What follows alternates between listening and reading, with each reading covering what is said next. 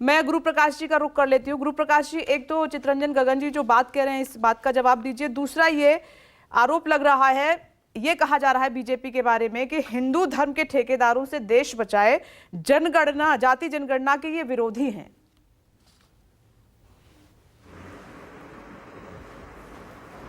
मैंने ध्यानपूर्वक सुना राष्ट्रीय जनता दल के प्रवक्ता क्या कह रहे थे, राजीव जी क्या कह रहे थे।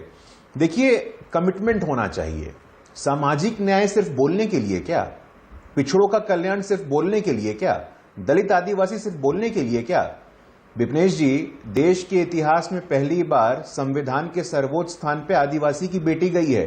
कोई जातिगत जनगणना की जरूरत पड़ी क्या? और देश ने देखा है कि आदिवासी की बेटी को राष्ट्रपति बनने से रोकने वाले कौन लोग थे। ये जातिगत जनगणना के नाम पे आप पिछड़ों को ठगने का काम कर रहे हैं। देश के इतिहास में पहली बार पिछड़े वर्ग का इतना ताकतवर प्रधानमंत्री आया है, और क्या क्या नहीं बोला आप लोगों ने।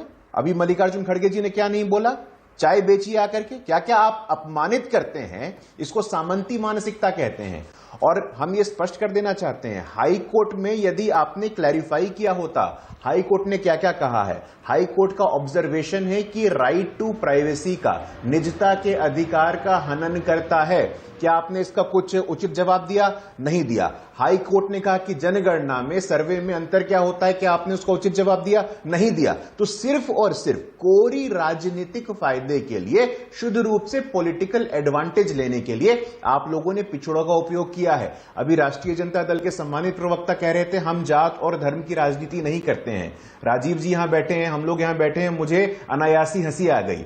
राष्ट्रीय जनता दल के और बिहार के उप मुख्यमंत्री तेजस्वी यादव कहते कहते थक नहीं रहे हैं कि हम MY की नहीं A to Z की पार्टी हैं। बार बार स्पष्ट करना पड़ रहा है, बार बार क्लैरिफाई करना पड़ रहा है कि हम मुसलमानों और यादवों की पार्टी नहीं है, हम A to Z की पार्टी हैं। तो यही है ना, इससे तो झलकता है। मैं बताना चाहता हूं, हमारा स्पष्ट रूप से ही मानना है कि पिछड़े वर्ग का कल्याण, वंचितों का कल्याण, शोषितों का कल्याण, दलितों का कल्याण सिर्फ बोलने की बात नहीं है। संकेतों और प्रतीकों से आगे बढ़िए। आपने कितने पिछड़ों को सशक्त किया है, हम बताना चाहते हैं। National commission of backward classes हो, संवैधानिक दर्जा किसने दिया? तो भारतीय जनता पार्टी ने दिया।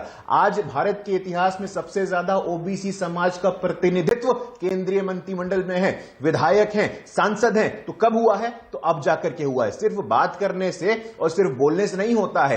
एम्स में, IIM में, नीट में, यूनिवर्सिटी में आज OBC को प्रतिनिधित्व मिले, सम्मान मिले, यह सुनिश्चित किसने किया है? तो भारतीय जनता पार्टी ने किया है। आज OBC समाज भी देख रहा है कि OBC के नाम पे आपने सिर्फ और सिर्फ अपने परिवार का कल्याण किया है। ये बात करते हैं जातिगत जनगणना की। डिप्टी CM कौन होगा? तो हम होंगे। स्वास्थ्य मंत्री कौन होगा? तो भाई होगा। राज्यसभा कौन जाएगा? तो बहन जाएगी। नेता विपक्ष कौन बनेगा? तो मां बनेगी। अरे परिवार के आगे बढ़िए, परिवार के आगे आप बढ़े नहीं और पिछड़ों की बात करते हैं।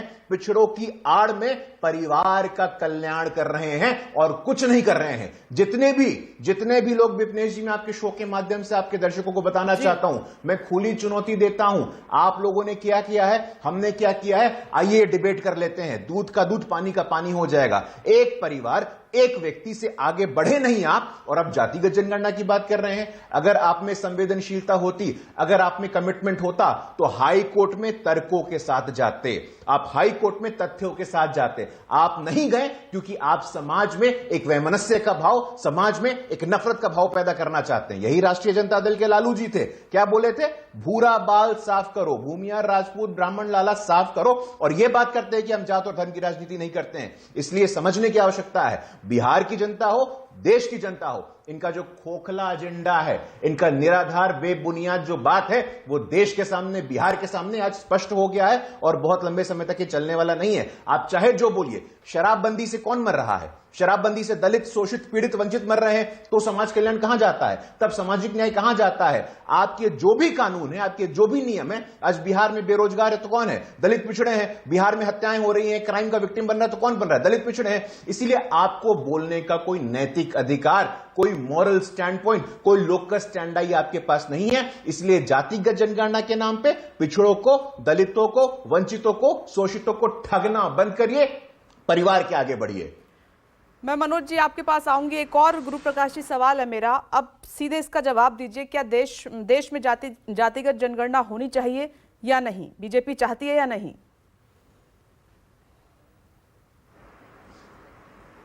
नहीं, देखिए ऐसा है कि जातिगत जनगणना विपनेश जी क्यों? पिछड़ों के कल्याण के लिए। मैं ये बात स्पष्ट कर देना चाहता हूं, भारतीय जनता पार्टी के आधिकारिक राष्ट्रीय प्रवक्ता होने के नाते यह हम लोगों का स्पष्ट रूप से मानना है कि सामाजिक न्याय का एकमात्र और इकलौता मापदंड जातिगत जनगणना नहीं हो सकता है। कास्ट सेंसस एकमात्र बैरोमीटर नहीं हो सकता है। आपको प्रतिनिधित्व देना होगा, आपको सम्मान देना होगा, और ये ओबीसी समाज देख रहा है। एक तरफ वो हैं जो ओबीसी को सम्मान दे रहे हैं, एक तरफ वो है राहुल गांधी जो ओबीसी को गाली दे रहे हैं, एक तरफ कांग्रेस के लोग हैं जो ओबीसी प्रधानमंत्री को सह नहीं पाते हैं। आपको बर्दाश्त नहीं होता है, आपको बर्दाश्त नहीं होता है कि आदिवासी की बेटी राष्ट्रपति बनती है, आपको बर्दाश्त नहीं होता है कि ओबीसी का बेटा प्रधानमंत्री बनता है, और जातिगत जनगणना के नाम पे लोगों को ठगने का काम करते हैं। इतिहास माफ नहीं करेगा, इतिहास माफ नहीं करेगा, चाहे समाजवादी पार्टी हो, राष्ट्रीय जनता दल हो, कांग्रेस हो, जवाब चाह रही थी आपसे कि जातिगत जनगणना देश में होनी चाहिए या नहीं होनी चाहिए। मैं इस पर स्पष्ट जवाब चाहती हूं आपका, बाकी सब बातें ठीक है।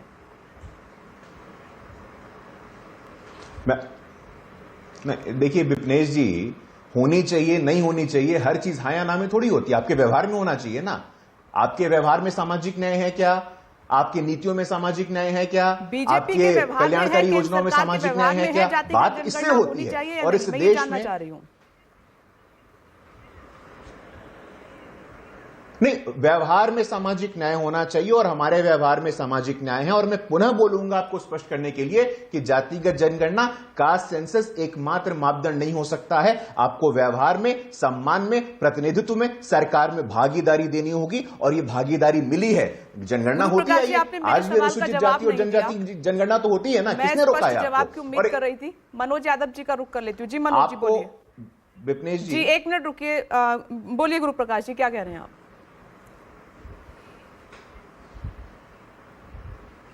नहीं, देखिए आपका सवाल है, अब हर सवाल का उत्तर हाँ या ना में नहीं होता है। राजनीति में या जीवन में भी ये बियॉन्ड होता है, ग्रे एरिया भी होता है जहां आप कल्याण करते हैं। और देश ने देखा है, ओबीसी ने देखा है, और वो देख रहा है कि उनको कौन ठग रहा है और कौन सम्मान दे रहा है। स्पष्ट बात है। मैं समझ गई, मतलब जातिगत जनगणना पर बीजेपी भी साफ साफ अपना स्टैंड नहीं रख रही है, बच रही है कहने से। मैं ये मान के चलूं गुरु प्रकाश जी आपके जवाब से। नमस्कार, मैं हूं मानक गुप्ता। अगर आपको हमारा ये वीडियो पसंद आया हो तो इसे लाइक और शेयर जरूर करें, और हां, हमें सब्सक्राइब और फॉलो करना ना भूलें ताकि आप देश और दुनिया की कोई खबर मिस ना करें। तो जुड़े रहिए हमारे साथ और देखते रहिए न्यूज़ 24।